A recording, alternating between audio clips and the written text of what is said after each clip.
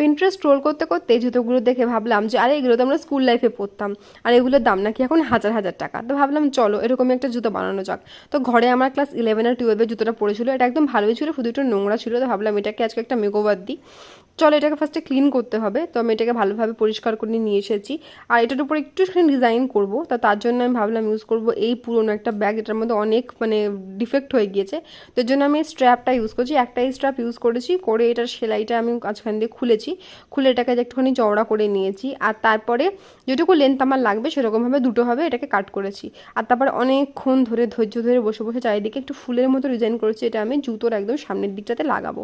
আর এর জন্য আমি ইউজ করেছি B7000 আঠা। আঠাটা খুবই ভালো, একটুখানি স্ট্রাগল হয়েছে আমার, করতে ভালো করে বসছিল না। তো অনেকক্ষণ ধরে করার পর ভালো করে পরিষ্কার করে নিয়েছি, আর এই যে আমার জুতো রেডি।